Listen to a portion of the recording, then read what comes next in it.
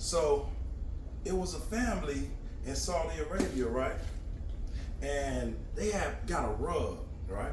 This rug was passed down from generations to generations to generations.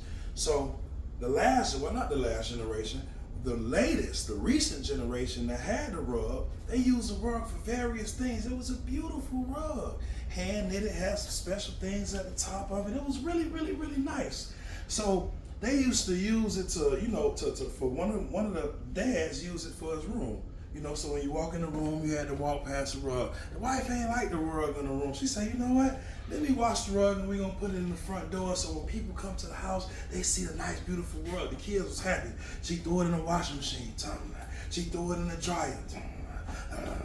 So after that, after about a year or so, a friend came by and said, hey, I'm opening a big business in Saudi Arabia. And I don't know if my Saudi Arabian accent is good, but listen, he opened a business in Saudi Arabia, so what he did was he said, hey, you have a beautiful rug in the front of your house. Can I borrow the rug?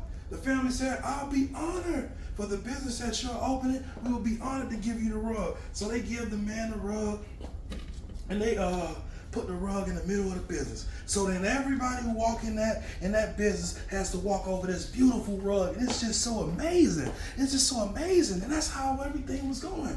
And then that one day, the family get a knock on the door. Do. Dad go and open the door. It's one of the great uncles. The great uncle say, hey, how you doing? Where's the rug?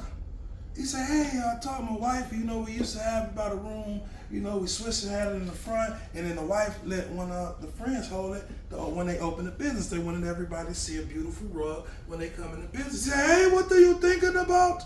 Do you not know that rug was passed down generations and generations? He said, don't worry. I can trust the man. He's a businessman. He's only using a rug. He's only using a rug for show. He wants people to see the most beautiful rug in Saudi Arabia. He said, that rug, that specific particular rug, we didn't tell you, that rug was worth $1 million. Man, I almost had a heart attack. He said, what? Worth what? He said, you got to be joking. He said, no, I'm not joking.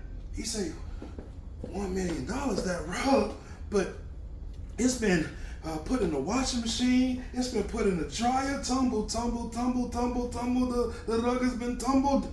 He said, it doesn't matter. That rug can be 85% of its current state and it's still worth $1 million.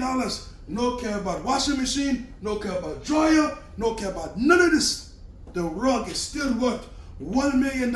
You must go and you must get the rug back. The man went and he told his wife, he said, baby, that rug that we gave the business owner is worth $1 million. She said, how can it be worth that much money? He said, baby, it's been passed down in family. The man explained to me it's family tradition. We have to go get the rug. So they go get the rug. They bring the rug back. They bring the rug back to the house. He called his great uncle. He said, hey, great uncle, we have the rug back at the house. What do you want me to do? He said, keep it. I'll be there in 1 second. When the great uncle come back to the house, he observed the rug. He said, do you know, this is made from great, many more great grandfathers. This was handmade the first year that silk was discovered.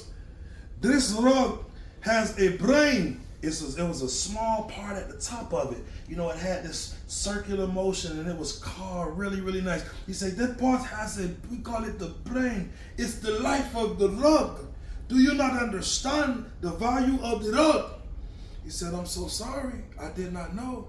He said, you almost cursed the people in the grave are turning their graves right now because of this rug that you easily just give away. He said, I didn't know. I'm so sorry. What do you want me to do? You keep the rug. He looks at one of the children.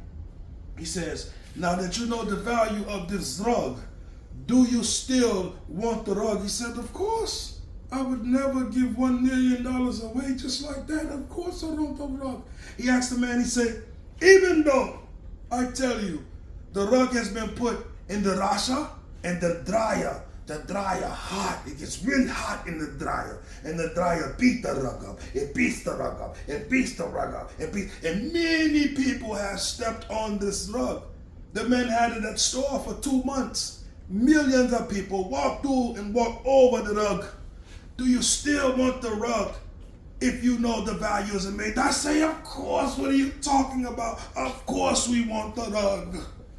He said the rug is not only worth $1 million, the rug is the representation of you. You get that? So that means no matter what you go through, that rug, I still got my accent going. Let me erase the Saudi Arabia accent. That rug is a representation of you.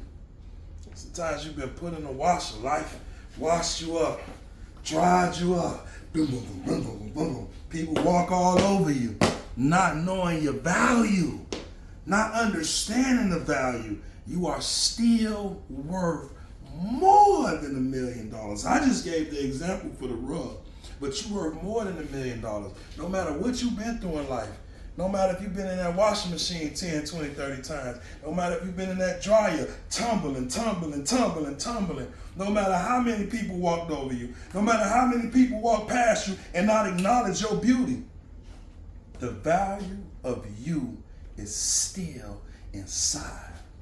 I'm hoping y'all got that. Peace, love, and happiness, y'all. I'm gone.